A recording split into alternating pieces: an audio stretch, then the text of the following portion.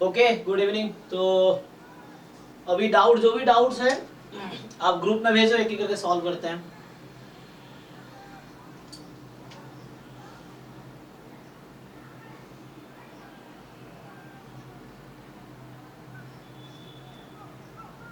चलो देखो, तो जो पहला इन्होंने भेजा है क्वेश्चन नंबर 6 एंड 7। तो 6 में क्या है,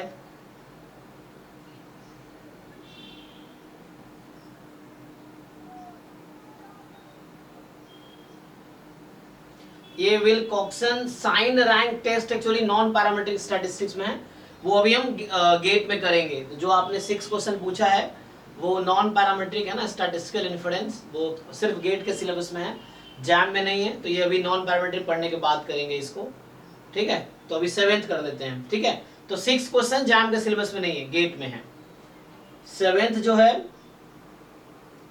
7th ट्राई कर लेते हैं। देखिए क्या कह रहा है ये कि एक जो आप 7th ना ठीक से स्क्रीनशॉट भेजो, उसमें ना पूरा क्वेश्चन नहीं आया, वो समेशन आपका गायब है इसमें ना, 3/9 जो आ रहा है जिसमें 3 पेज है।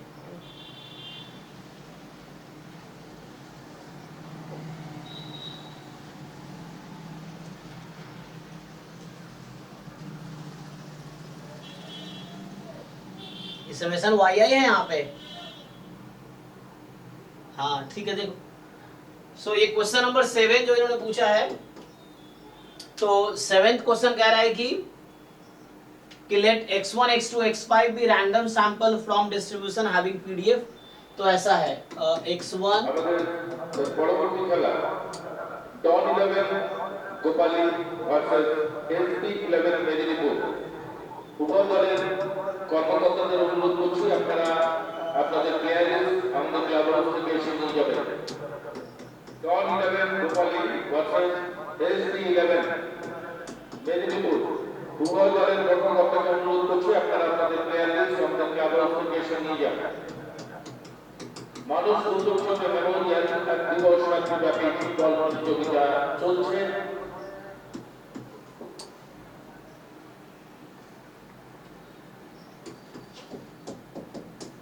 অঙ্কুশ, তুমি বাড়ি যাও, তোমার বাবা তোমাকে বাড়িতে যেতে বলছে। অঙ্কুশ, বাড়িতে চলে যাও, বাবা বাড়িতে যেতে বলছে। একান্তি খেলাটি চলছে ছেলেমেয়ে সংঘ গোপালী ডক্টর জয় মাতারা এবং আমাদের পরবর্তী খেলা ডন 11 গোপালী ভার্সেস 11 মেদিনীপুর। উভয় দলের ক্যাপ্টেনকে অনুরোধ করছি আপনারা আপনাদের প্লেয়ার লিস্ট আমাদের ক্লাব হাউস থেকে এসে নিয়ে যাবেন।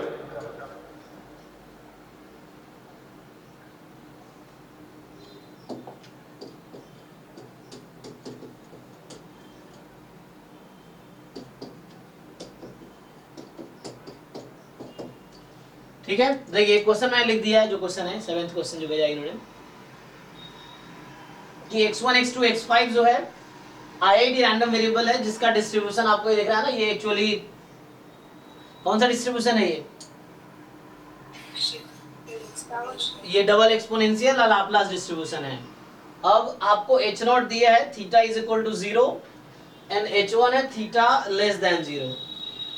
yi डिफाइन कर रखा है 1 0, तो yi का डिस्ट्रीब्यूशन क्या होगा यहाँ पे,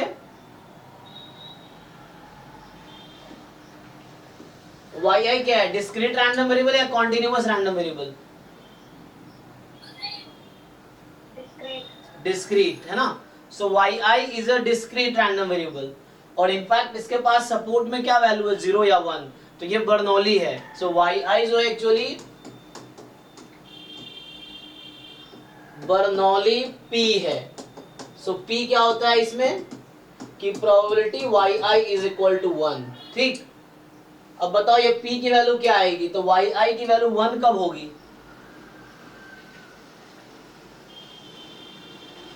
इस yi की वैल्यू 1 कब आएगी,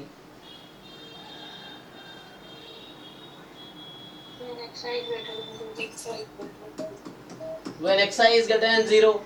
अब xi is greater than 0 की प्रोबेबिलिटी क्या होगी इस पीडीएफ में,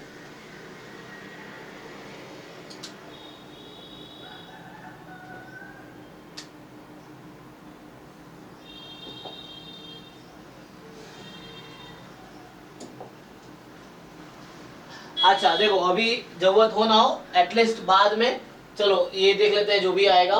तो मान लो भी P है सपोज, लेकिन अगर मैं थीटा को 0 पुट कर दूं, तो अगर मैं थीटा को 0 पुट कर दूंगा ना इसमें, मान लो, तो ये क्या हो जाएगी, ये एक्चुअली मॉड x हो जाएगा ना, तो उससे स्टैंडर्ड हो जाएगा, तो मीन 0 हो जाएगा, तो ये सिमेट्रिक हो जाएगा 0 के अबाउट ना। तो हाँ, तो ये 0 के अबाउट कहीं कहीं सिमेट्रिक हो जाएगा, क्योंकि पॉजिटिव है तो e की पावर -x एंड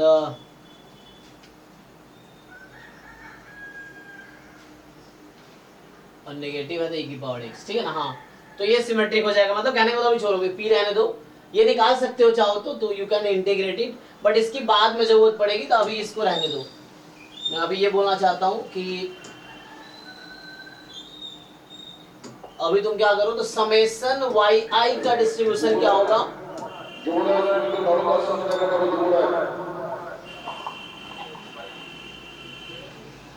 कर रहे हैं लोग। हाँ, सो समेशन yi का डिस्ट्रीब्यूशन क्या है, बाइनोमियल n कॉमा p, ठीक है। अब देखो पूछा क्या आपसे कि what is the size of the test, तो मैं सीधा सीधा साइज से स्टार्ट करता हूँ। तो सैंपल साइज क्या, अच्छा सैंपल साइज यहाँ 5 दे रखा है ना, तो 5 दे रखा है, तो n की वैल्यू 5 है, तो n की वैल्यू 5 है, तो 5 कॉमा p हो गया। एक्चुअली मैं यहाँ क्या पूछ रहा था, ये डिस्ट्रीब्यूशन है, इसमें मीन अभी थीटा है, ठीक है ना। तो जब थीटा को आप 0 रखोगे तो ये 0 के अबाउट सिमेट्रिक होगा, तो इसका मीन 0 होगा, है ना इसमें। तो कहने का मतलब ये हो गया कि जो मैं P पूछ रहा था आपसे, कि जब थीटा 0 है तो probability xi more than 0 half आएगी, और लेस देन 0 भी हाफ आएगी। चलो तो एक काम करते हैं, पहले मुझे क्या फाइंड करना है, साइज ऑफ द टेस्ट। तो इस साइज की डेफिनेशन क्या है,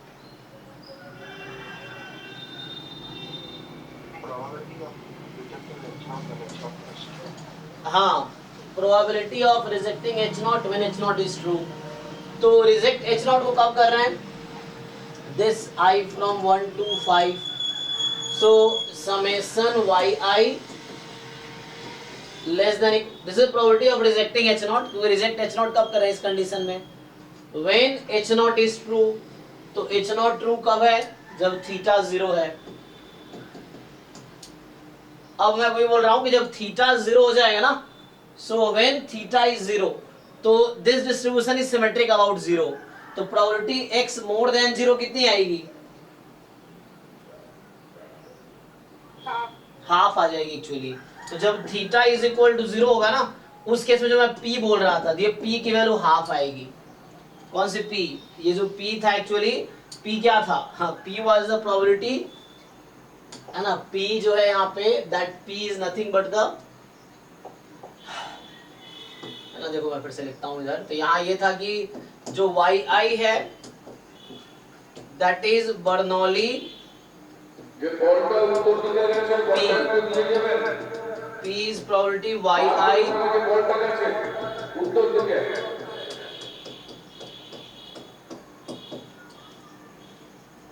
और जब थीटा 0 है, मैं बात कर रहा हूँ उस केस में ये हाफ आएगी, ठीक है ना। थीटा 0 जब रखोगे उसके बाद हाफ आएगी ये।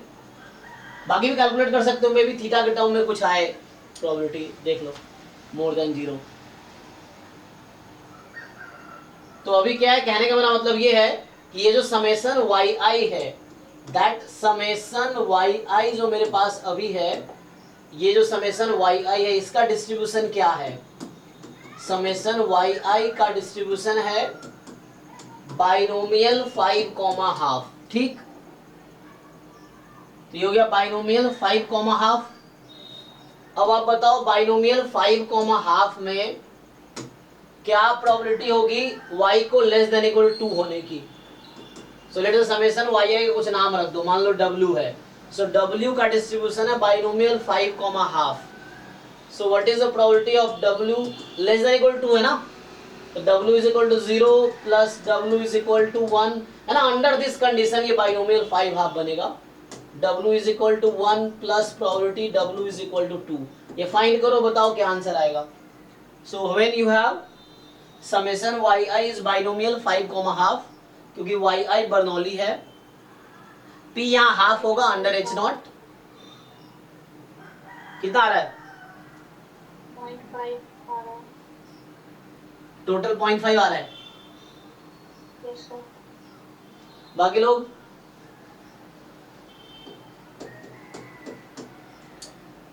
निकाल लोगे ना प्रोबेबिलिटी। 5c0 हाफ की पावर 5, 5c1 हाफ की पावर 5, 5c2 हाफ की पावर 5, इससे आ जाएगी। चलो नेक्स्ट क्वेश्चन देखते हैं। तो ये 6 वाला जैम में सिलेबस में नहीं, तो उसको छोड़ देना जैम वाले लोग। विल्कॉक्सन साइन रैंक टेस्ट ये आगे आएगा, गेट में है। अभी देखो नेक्स्ट क्वेश्चन जो इन्होंने भेजा है वॉल्यूम वाला, वो देखते हैं। हेलो वॉलंटियर পার্কের ভেতরে যে ভোটটা গেছে ওটা একটু পাঠিয়ে দিন হাসপাতালের ওখানে গেছে বলটা।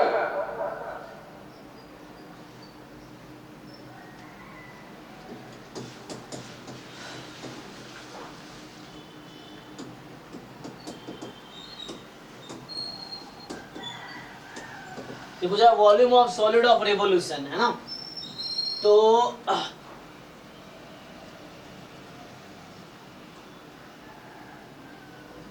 कर्व क्या दे रखा है, तो ये देखिए जरा, कर्व है मेरे पास y is equal to x raise to power 4 time x plus 2, मतलब y is equal to something, sir y square.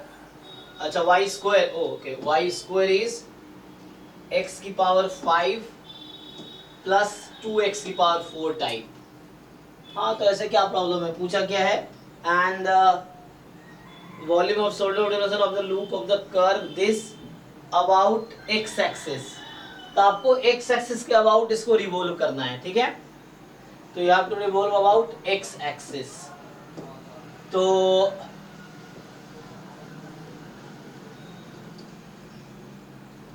इसका ग्राफ रफली कैसा होगा, y स्क्वायर बराबर x का ग्राफ कैसा रहता है ना। सो मतलब एग्जैक्ट ग्राफ नहीं बना, रफली you can try. So like x is 0, y is 0, origin से पास करेगी, x 1 रखोगे तो y की वैल्यू 3 हो जाए, अच्छा √3 हो जाएगी, इस तरीके से। ये भी कुछ वैसे ही होगा। सो लाइक है ना, y square is equal to x जो ग्राफ बनता है। तो ये मैं एग्जैक्ट नहीं बना, जैसे रफली लाइक दिस होगा। और बोला क्या है, x की वैल्यू कहाँ है, अच्छा ऐसा कुछ बताया नहीं। Volume of the solid of revolution of loop of the curve about x axis.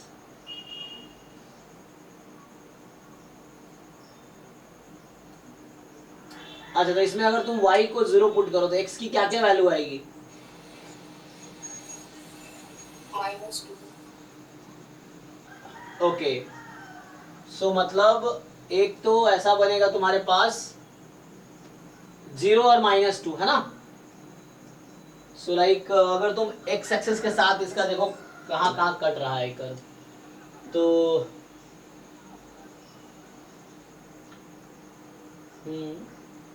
क्योंकि y अगर 0 है then you will get x is 0 और x इज -2।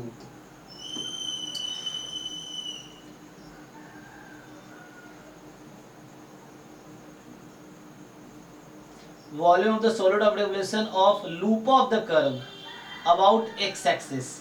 तो कर्व की जो लूप बनेगी, तो कैसी लूप बनेगी इसमें,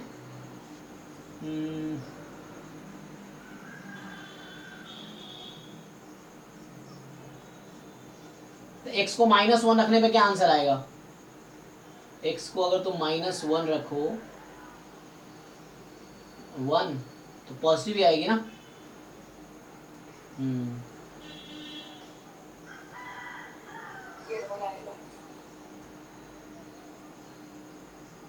अरे तुम्हारा फॉर्मूला क्या होता है, x के अबाउट रिवॉल्व करते हो तो क्या फॉर्मूला आता है,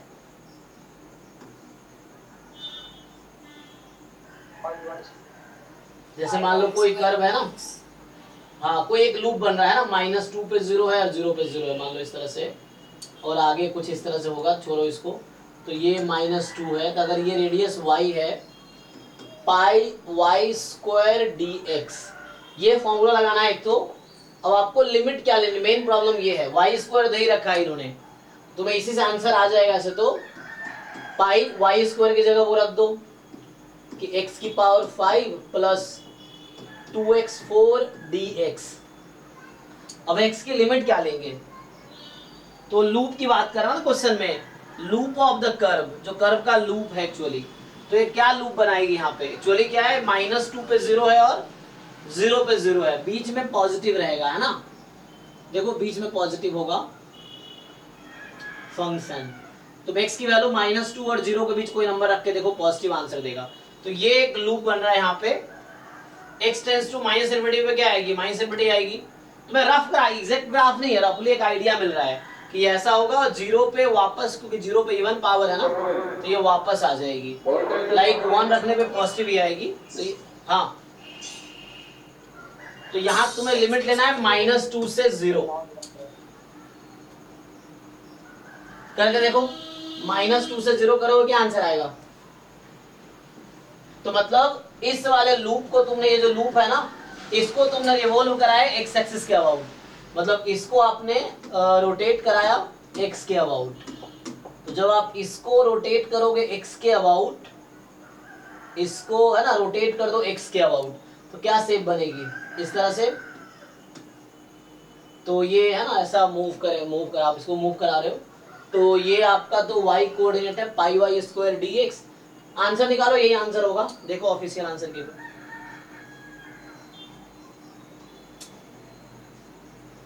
इसे सॉल्व कर दो, इससे आ जाएगा आंसर। ओके, नेक्स्ट क्वेश्चन जो इन्होंने भेजा है, देखो जरा क्या कह रहा है। नेक्स्ट है कि 21 क्वेश्चन जो है आपका 21 है,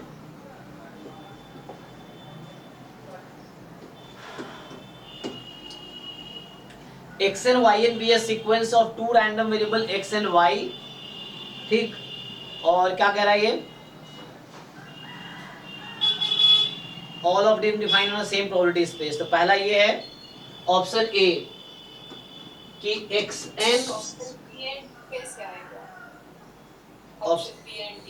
तो ऑप्शन बी जैम के सिलेबस में नहीं है, थर्ड मीन वाला नहीं है आपके सिलेबस में। और ऑप्शन नंबर कौन सा, डी भी जैम के सिलेबस में नहीं है, गेट का क्वेश्चन है ना, तो ये जैम के सिलेबस में नहीं है आपका बी, ऑप्शन बी। बाकी आपको समझ आ गया।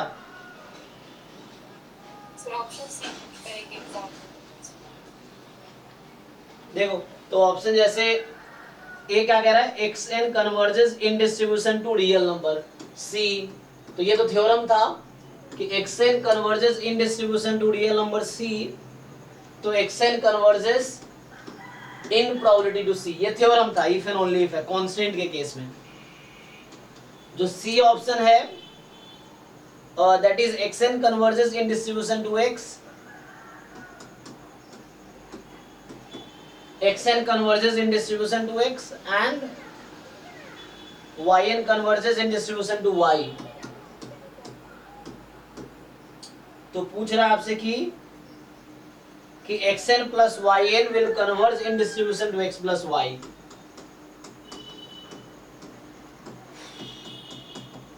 तो ये रिजल्ट कन्वर्जेंस इन डिस्ट्रीब्यूशन में ट्रू नहीं है ना, कन्वर्जेंस इन प्रोबेबिलिटी में ट्रू है आई थिंक, ठीक है ना। xn प्लस yn का CDF जरूरी नहीं इसके इक्वल होगा।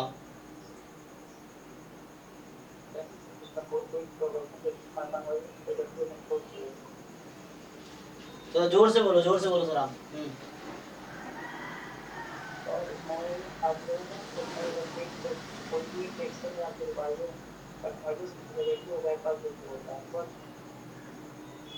हाँ उस केस में हो सकता है, वो थ्योरम देखना पड़ेगा, लेकिन ये डायरेक्टली ट्रू तो नहीं है ना, डायरेक्टली सम के लिए फॉर्मूला नहीं होगा इसका, सम के लिए ट्रू नहीं, एग्जांपल देख सकते हैं हम इसका, तो सम के लिए ट्रू नहीं है। कन्वर्जेंस इन डिस्ट्रीब्यूशन जो है सम में होल्ड नहीं करेगा, कन्वर्जेंस इन प्रोबेबिलिटी में ओके है।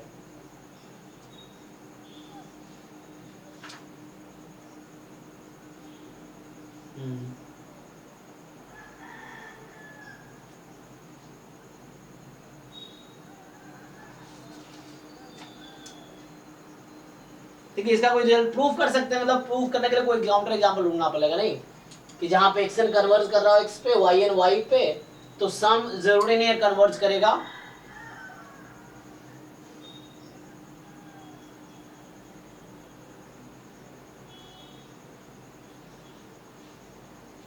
वो तो एक बेसिक सा भी एग्जांपल ले सकते हो तुम। जैसे अगर कांस्टेंट वाला ही ले ले अगर हम, तो क्या हो जाएगा, अच्छा कांस्टेंट वाले में फिर ट्रू हो जाएगा, कांस्टेंट नहीं, इन जनरल को दूसरा एग्जांपल ढूंढना पड़ेगा। अतः ऐसा एग्जांपल मिल जाएगा बुक में, तुम्हें मिल जाएगा जहाँ पे है ना कि ये, क्योंकि होता तो थ्योरम रहता ना, तो ये रिजल्ट इन जनरल ट्रू है नहीं जैसे मुझे पता है। अब इसका एग्जांपल देखना है तो एग्जांपल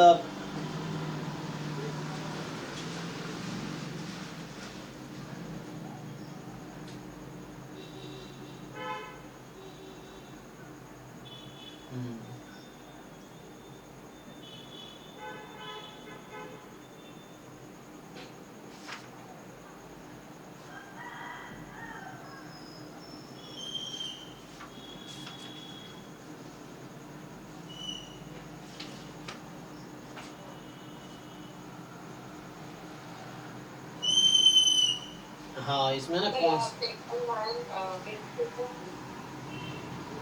कोई एक कांस्टेंट पे जा रहा होता तो वैसा हो सकता था। कोई एक अगर कांस्टेंट पे जाएगा तो पॉसिबल हो सकता है, अदरवाइज नहीं। ऐसे भी कन्वर्जेंस प्रोबेबिलिटी में है।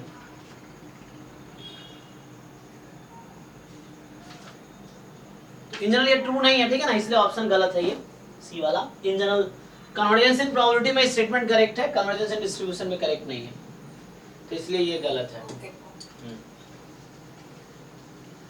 नेक्स्ट देखो, नेक्स्ट तो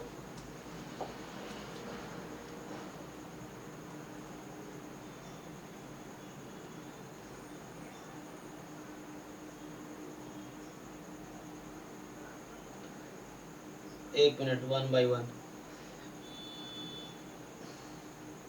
इसके आगे क्या है, अच्छा ये आपका नेक्स्ट क्वेश्चन 58। 58 क्या कह रहे हैं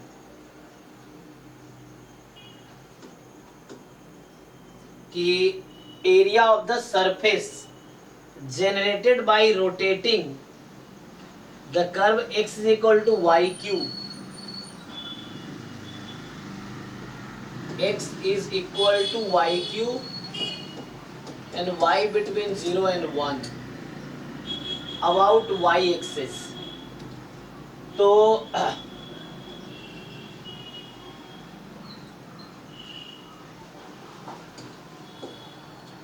x is equal to y cube है ना, से कुछ इस तरह से आएगा, चेक करो, क्योंकि इसका ग्राफ है ना कुछ ऐसा जाएगा,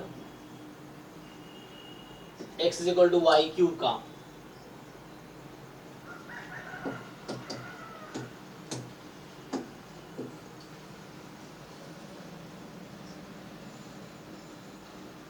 ठीक है, तो आपको बोला y between 0 and 1, y between 0 and 1, मान लीजिए y बराबर 1 का इक्वेशन है ये।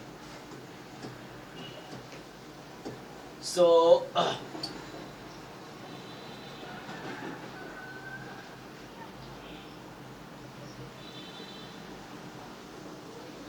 तो ये इस तरह कुछ शेप बनाएगा ना, तो इसका आपको निकालना है surface area.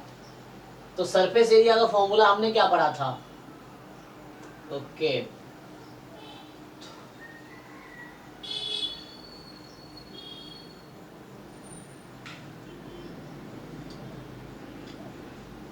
so how to find area,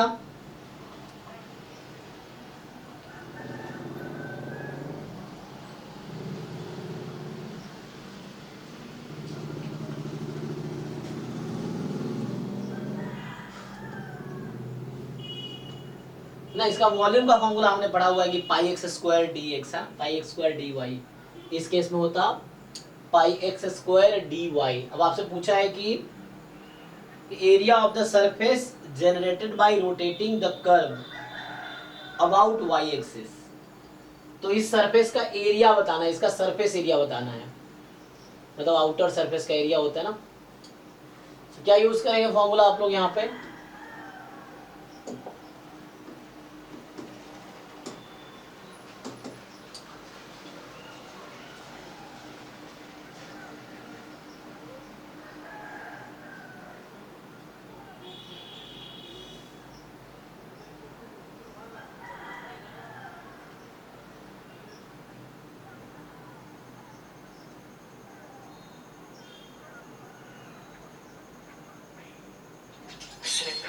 surface area नहीं सिलेंडर थोड़ी है, तो चेंज हो रहा है ना। तो एक আমাদের মধ্যে উপস্থিত হয়েছে স্লিপ बनाओगे तो उसका सरफेस एरिया क्या होगा? সৈয়দুল আলী খান মহাশয়, আমরা Wall কমিটির পক্ষ থেকে ওনাকে অসংখ্য ধন্যবাদ জানাচ্ছি। 2 पाई r। सर इसका जैसे होता है शायद हाँ हाँ देखो, हाँ हाँ जैसे एक पर्टिकुलर मैं स्ट्रिप लूंगा उस पे किसी पर्टिकुलर लेंथ का, मान लो dy लेंथ का, dy लेंथ का मैंने अगर वो लिया तो इसका रेडियस कितना है? x ना। हाँ हाँ तो यहाँ तो देखो अभी समझो, एक पर्टिकुलर मैं स्ट्रिप ले रहा हूँ छोटे से लेंथ का, dx उसकी हाइट है समझ लो, या dx dy y एक्सिस पे उसका जो विड्थ है वो dy है। और ऐसे टोटल एक सर्कल में एरिया कितना होगा? अगर रेडियस x है तो 2 पाई x dy, तो ये आएगा। तो ये आप याद रखो, है ना, ये है फॉर्मूला हो गया सरफेस। एक हमने वॉल्यूम ऑफ रोटेशन देखा था ना, कि volume of solid obtained by rotation, वो फॉर्मूला था। तो वैसे ही ये भी आ जाएगा सेम। तो जैसे बताया ना सही कि, है ना, surface area of solid obtained by rotate, है ना, ऑब्टेन्ड बाय रोटेशन या रिवॉल्विंग, ये आएगा। अगर एक्स एक्सिस के अबाउट रिवॉल्व करते तो फॉर्मूला बनता, है ना, ये अबाउट वाई एक्सिस था, अबाउट वाई एक्सिस। अगर अबाउट एक्स एक्सिस होता तो सेम फॉर्मूला बनता, क्या बनता जी? अगर रोटेट करते अबाउट तो 2 पाई वाई डी एक्स बनता। तो ये आप फॉर्मूला लिख लेना, ऐड कर लो ये, है ना। So this is surface area generate हुआ उसका, सॉरी जो भी सॉलिड जनरेट हुआ उसका सरफेस एरिया का फॉर्मूला आ गया। तो अभी मेरे पास रेडियस dx है तो ये लगा लो, ये आ जाएगा। तो यहाँ से आगे आपके पास अब y 0 से 1 दे रखा है ना, तो हो जाएगा पहला वाला फॉर्मूला लगा लो तो इजीली आ जाएगा। 0 से 1 2 पाई x की जगह रखो y क्यूब dy, तो ये आपका आ गया 2 पाई y क्यूब dy।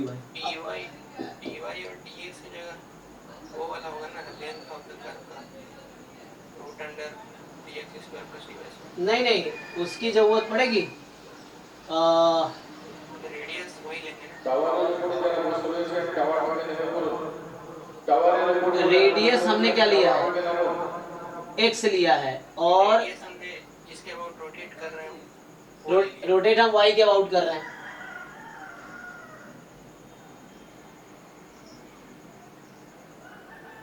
अच्छा एक मिनट, तुम ये कह रहे हो कि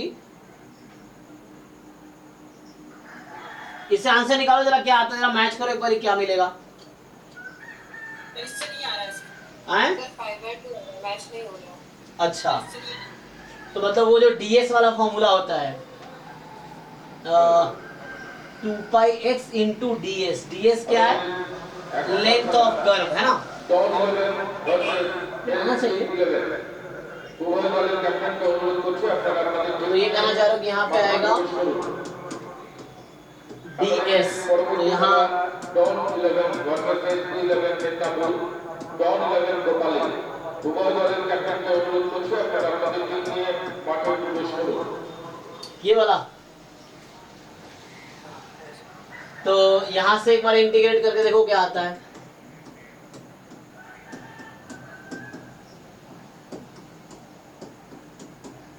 अब y क्यूब का इंटीग्रेट करोगे तो 3y स्क्वायर, सो 9y की पावर 4 हो जाएगी, ये 9y की पावर 4 dy, ये हो जाएगी ना। নন্দদা 7 নম্বরের অফিসিয়ালটা রেডি করুন। इसमें आप करो, इसमें y की पावर 4 को सब्स्टिट्यूट कर लो कुछ, अब इंटीग्रेट करो क्या आता है। तो ये ds जो है वो जो हम लेंथ ऑफ कर्व ले रहे थे उसका एक पर्टिकुलर स्ट्रिप है।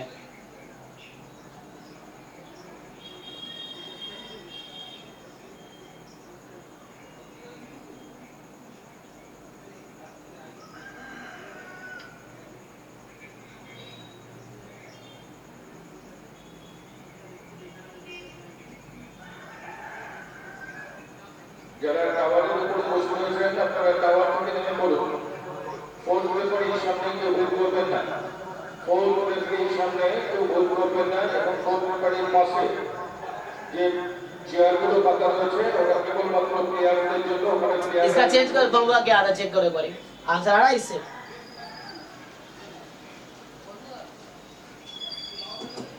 আমাদের এখনকার খেলা ডবল 11 ভার্সেস 11 উভয় দলের ক্যাপ্টেনকে অনুরোধ করছি আপনারা আপনাদের টিম নিয়ে মাঠ বানাবো। ডন 11 এস 11 আপনারা আপনাদের টিম নিয়ে মাঠ বানাবো।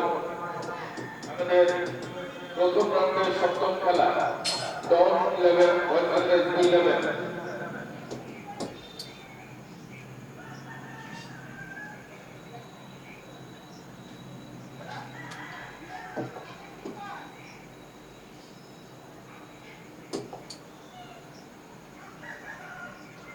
इंटीग्रल ये सब में यही कैलकुलस में फॉर्मूला याद रखना पड़ेगा किसका क्या फॉर्मूला है ना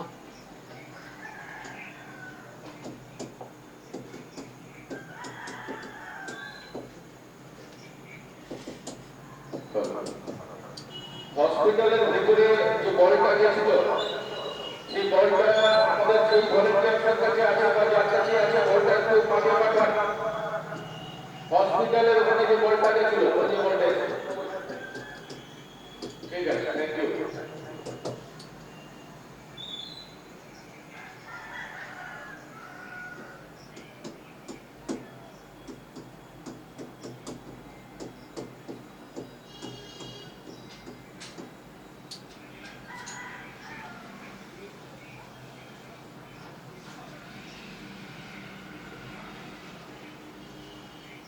पूरा लेंथ ऑफ कर्व पे मतलब इंटीग्रेट हो रहा है ना पूरे लेंथ ऑफ कर्व पे ओके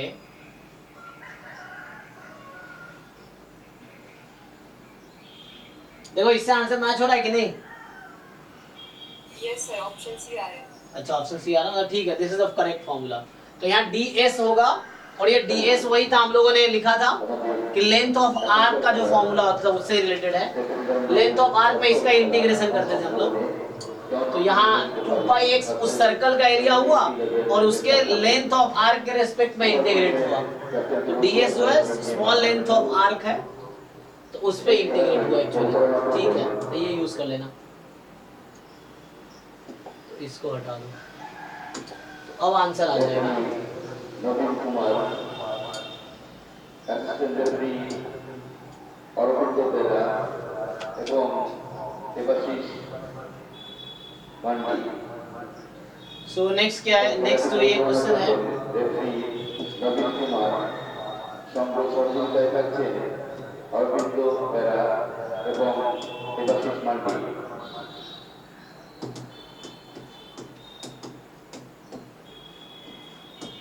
ये तो हमने डिस्कस किया है जैसे वन वेरिएबल में आप क्या करते हो जैसे mod x dx है तो इसको आप लोग कैसे इंटीग्रेट करते हो वन वेरिएबल में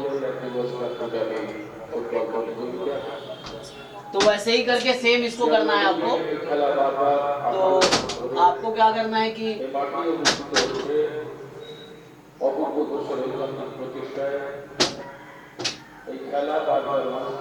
तो अभी क्या करना है मॉड को ब्रेक करते हैं सिमिलर है कि आप क्या करोगे मॉड को ब्रेक करो প্রথম রাউন্ডের সপ্তম খেলা টপ 11 ভার্সেস 11 আমরা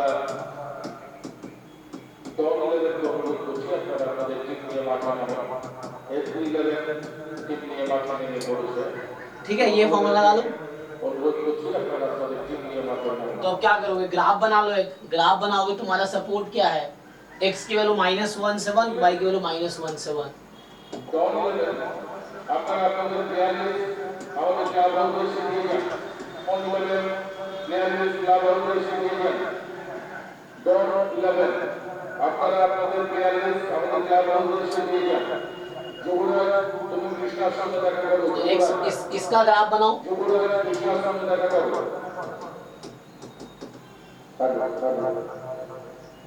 সকলে যারা যে সকল ভলেন্টিয়ার রান্না করার দায়িত্ব ছিল আপনারা तो इधर कौन सा रीजन होगा this region is what volunteer রান্না করার দায়িত্ব ছিল আপনারা রান্না করে গিয়ে বাকিদের সঙ্গে দেখা করুন। বাকিদের সঙ্গে দেখা করুন যে সকল इधर आ जाएगा, करो इसको इंटीग्रेट ऐसे।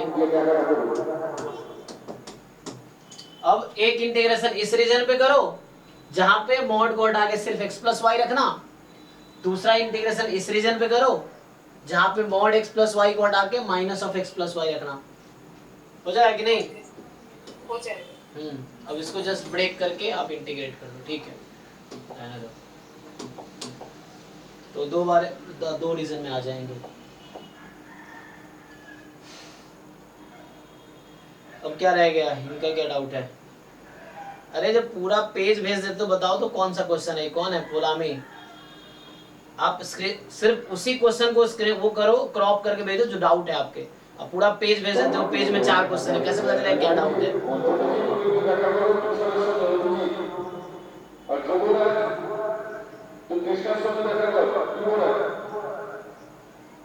अच्छा हो गया, ठीक है ना। ये 7th क्वेश्चन आई थिंक भेजा था उसने। जब क्वेश्चन क्रॉप करके भेजो, हाँ सिर्फ वही क्वेश्चन भेजो जो आपको डाउट हो। जो लोग पेज पूरा भेज देते हैं, पूरा पेज मत भेजो, just crop that and then send. तुम्हारा क्या भाई शुभांकर, पूरा असाइनमेंट डाउट है? नहीं सर, पूरा असाइनमेंट नहीं सर, बस 2-3 क्वेश्चंस है सर। 11 वाला बता दीजिए, 11 वाला पीडीएफ में से।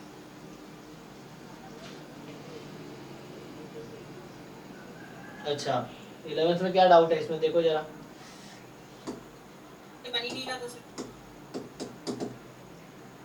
1/2 पाई माइनस इंफिनिटी से प्लस इंफिनिटी और माइनस इंफिनिटी से y e की पावर क्या लिखा हुआ है 1/2।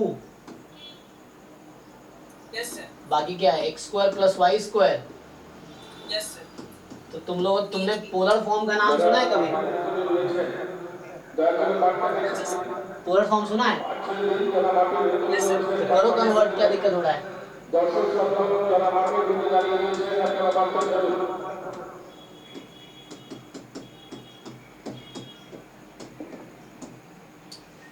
ठीक है ना। अब क्या करना है, अब एक्चुअली तुम्हें देखना है लिमिट क्या है। तो उसका देख लो x की लिमिट क्या थी।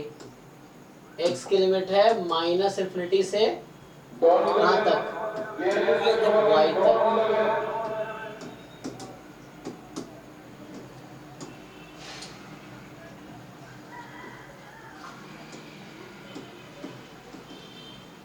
ठीक है, तो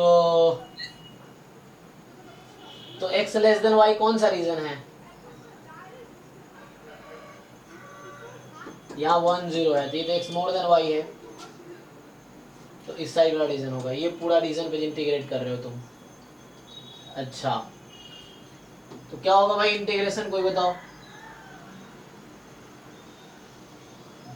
तो r की वैल्यू क्या लिया जाए, रेडियस क्या है 0 to ये होगा y से इंफिनिटी और माइनस इंफिनिटी प्लस। अरे y कहाँ से आ जाएगा, एक्स वाई तो खत्म हो गया ना, पोलर फॉर्म में चला गया ना वो, तो y क्यों रहेगा अब? ध्यान दो, अभी हमने पोलर फॉर्म में कन्वर्ट किया ना, r dr d थीटा। तुम एक काम कर सकते हो, ऐसे भी अलग अलग भी कर सकते थे, लेकिन उसमें मुश्किल होता, पोलर फॉर्म में ठीक है। तो देखो यहाँ पे क्या है, ये 0 से इंफिनिटी जा रही है ना, तो ये 0 से इंफिनिटी है r। थीटा कहाँ से कहाँ तक होगा, ये एंगल कितनी है और ये कितनी है, ये कितनी आएगी पाई प्लस पाई बाई 4 ना। हाँ ठीक है, तो पाई बाई 4 से pi plus pi by 4, pi plus pi by 4 मतलब 5 पाई बाई 4। करो इसको इंटीग्रेट, हो जाएगा इंटीग्रेट। अब यस सर, होता अब आर स्क्वायर को टी ले लो तो हो जाएगा। और बताओ, और डाउट है इसमें? यस सर, 13 का ये वाला बता दीजिए, 13 का ये वाला सर। ये अगर थोड़ा वो जो शिफ्टेड पैराबोला होते हैं वो बता दीजिए, थोड़ा अगर समझा सके। क्वेश्चन आ रहे थे ना शिफ्टेड पैराबोला, कहाँ है शिफ्टेड पैराबोला यहाँ पे?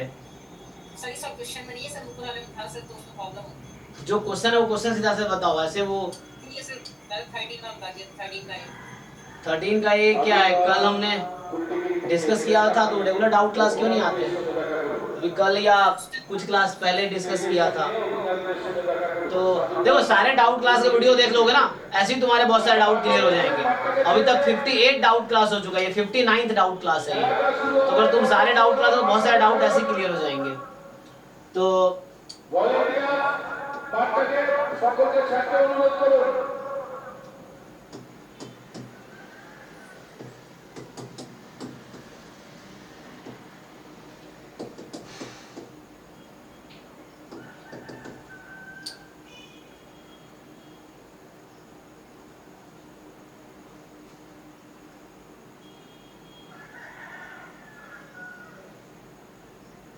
इसका ग्राफ बनाना आता है? पहला कर्व कौन सा है, क्या नाम है इसका? একটু মাঠের চার পাঁচটা বলে আসুন যারা আমাদের ফুটবল প্রেমী দর্শক আছে তাদেরকে বুঝিয়ে বলুন যে খেলার সুবিধার জন্য আমাদের যেন লাইটটা ছেড়ে বসে। খোকন খোকন তো করছি, খোকন তুমি কয়েকজন বানাও মাঠের চার পাঁচটা ঘুরে আসবে। क्या बोला है क्वेश्चन में? Find the area of the smaller region. Smaller कौन सा है? তার জন্য সবাই অনুরোধ করব এবং আমাদের যেন লাইনটা ছেড়ে ওরা বসে। আমরা আমাদের কমিটির পক্ষ থেকে সমস্ত ফুটবল প্রেমী জনসাধারণকে অনুরোধ করছি इंडिकेट कर पाओगे इसको? মাঠের লাইনটা ছেড়ে বসুন যাতে আমাদের খেলা সুস্থ ये देखो ये पॉइंट कौन सा है, यहाँ एक स्ट्रिप बनाना, यहाँ एक स्ट्रिप बनाना, तो एरियाज होगा 2 पार्ट में निकलेगा। इसमें क्या डाउट था? पहले क्या इसका कर्व का नाम पता है तुम्हें? इलिप्स है, x² प्लस y² b² 1। तो ये ग्राफ हो गया, स्मॉलर रीजन का एरिया निकालना है। आगे करूं? ये समझ आ रहा है तुम्हें करना क्या है? सर पूरा लिमिट लिख दीजिए बस, सर लिमिट लिख दीजिए। तो लिमिट यहाँ पे अगर मैं लिखूं एरिया, चलो यही लिखता हूं। मान लो 2 रीजन है dy dx, तो यहाँ पे y की वैल्यू कितनी है? What is y here? মাঠটাকে খালি করুন, सिलेंडर टेक्स মাঠটাকে ছেড়ে দিন। -√x मेरे भाई। মাঠের ভেতরে इस साइड y नेगेटिव होगा, ओरिजिन के नीचे y नेगेटिव होगा, ओरिजिन के ऊपर y, पॉजिटिव होगा सर, तो यहाँ y क्या है? रूट टेक्स प्लस में √x। और ये जो कर्व है ये हाफ कर्व है। पैराबोला का ये समझ लो राइट हैंड है, ये लेफ्ट हैंड है, तो ये आधा है, हाफ है। तो हाफ की इक्वेशन, ये हाफ पैराबोला की इक्वेशन हुई, ये हाफ पैराबोला है। तो ये हो गया तुम्हारा पहला कि y की लिमिट -√x से +√x, और x कहां से कहां तक। पहले दोनों को साइमल्टेनियस सॉल्व करो और बताओ x की वैल्यू क्या आएगी। साइमल्टेनियसली दोनों को सॉल्व करो। बच के सामने खड़े हैं, ये बाबू आप जहाँ पर भी हो जल्द से जल्द मंच के सामने आके दादी से मिले। सॉल्व करो इसको, कितना आएगा x की वैल्यू? यहाँ से x निकाल लो, क्या आएगा? यही है नंबर एक्चुअली, ताकि मैं x की लिमिट ले सकूं ना कहां से कहां तक, जैसे 0 से कहां तक। तो इसको साइमल्टेनियस, दोनों को साइमल्टेनियस सॉल्व कर दो, xy की वैल्यू आ जाएगी। तो यहाँ से निकाल लो वैल्यू।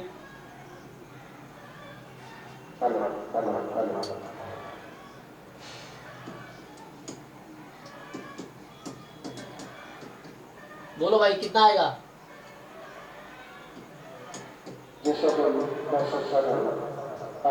सेती 18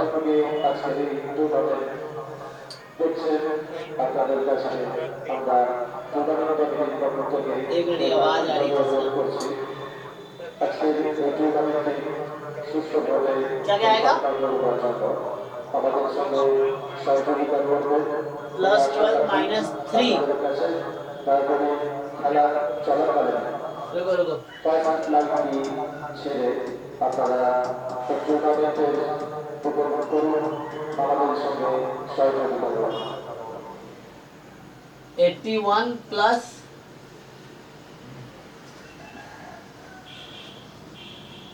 कितना 144 अपॉन 4। चेक करो इसको, minus B plus minus B square minus 4ac ना। तो यहाँ से कुछ नंबर, जो भी नंबर आएगा देख लो, ये पॉजिटिव वाला सिलेक्ट करो। मान लो जो भी नंबर, ये मान लो ये नंबर k है अभी फॉर एग्जांपल।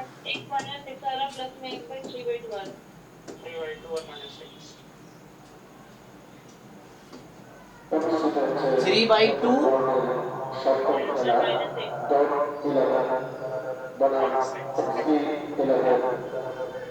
रुको रुको, यहाँ से तुम्हारा 3/2 एक आया -6, तो ये 3/2 होगा ना, -6 उधर चला गया तो वो होगा नहीं, तो ऐसे भी x नेगेटिव तो हो नहीं सकता, तो मतलब तुम्हारा 3/2 होगा, तो ये 3/2 है। ये जो नंबर है ये बीच में जहाँ कट रहा है ये 3/2 है, तो यहाँ 3/2 लिखो इसको।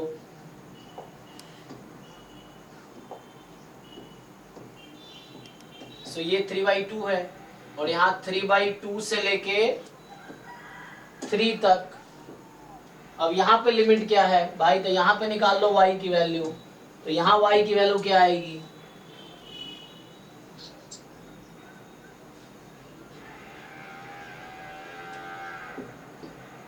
माइनस में बोलो कितनी आएगी,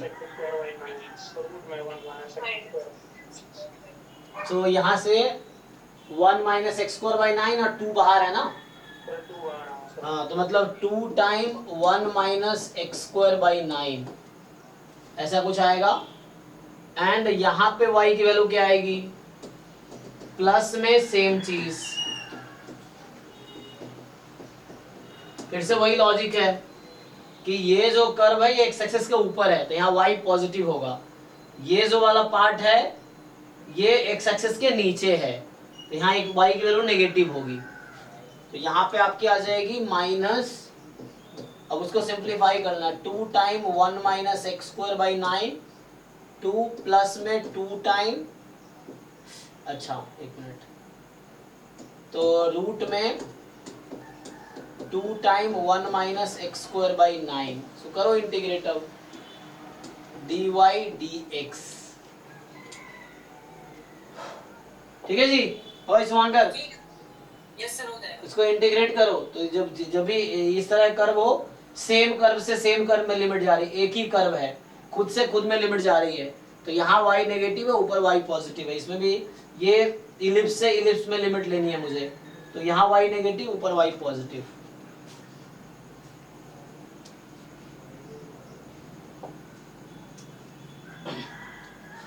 चलो और भी डाउट है इसमें,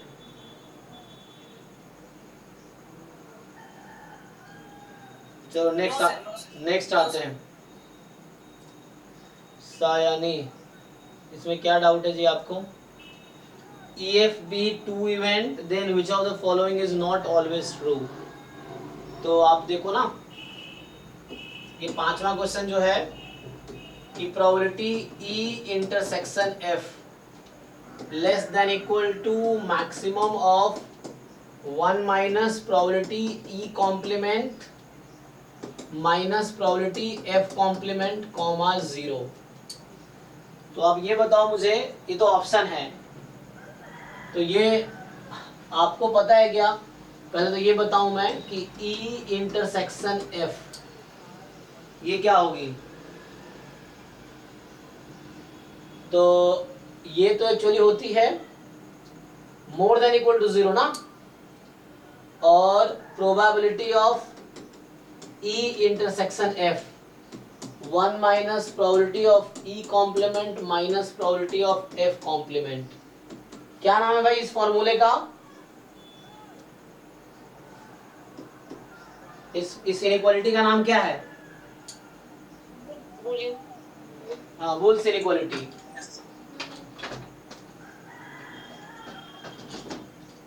है ना, ये जैम के सिलेबस में अलग से लिखा हुआ है, तो जिन लोगों को याद नहीं है,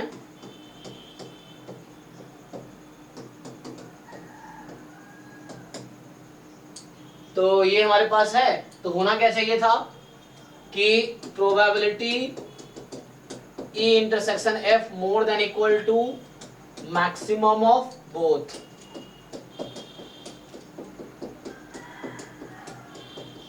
ठीक है, तो यहाँ इन्होंने लेस देन इक्वल टू लगाया, इसीलिए पहला स्टेटमेंट फॉल्स है। ठीक है, पूछा क्या है कि कौन सा नॉट ऑलवेज ट्रू है, ए ऑप्शन ही हो गया। बाकी में डाउट है? बी कह रहा है कि प्रोबेबिलिटी ऑफ है, सयानी है कि नहीं? हाँ सर ठीक है। हाँ सर बाकियों को भी कैसे करेंगे मैथ्स? तो यहाँ पे बी वाला जो है E union F more than equal to max of probability of E comma probability of F। ठीक है, तो यहाँ पे क्या हो रहा है कि E यूनियन F, मुझे पता है ना इन दोनों में क्या रिलेशन है, इन दोनों में क्या रिलेशन है, ये हमेशा ज्यादा होगा इससे या मिनिमम इक्वल हो सकता है। तो ये तो बहुत बेसिक चीजें हैं ना कि E यूनियन F की प्रोबेबिलिटी, क्योंकि E union F super set है E का, तो इसकी probability more than equal to ये होगी। तो this will imply probability of E union F more than equal to maximum of PEPF। तो इन दोनों से ज्यादा है तो इन दोनों को मैक्सिमम से भी ज्यादा होगा, तो ये स्टेटमेंट ट्रू है, बी वाला ऑप्शन। ऐसे ही सी वाला सेम, समझ आ गया। हाँ वैसे ही बाकी को सोचो, इंडिविजुअली सोचो, यू थिंक इंडिविजुअली कि इसका इसके साथ क्या रिलेशन है और इसका इसके साथ क्या रिलेशन है, फिर इसको कंबाइन करो, सेम ऑप्शन, हर ऑप्शन में यही चीज करो। ठीक है।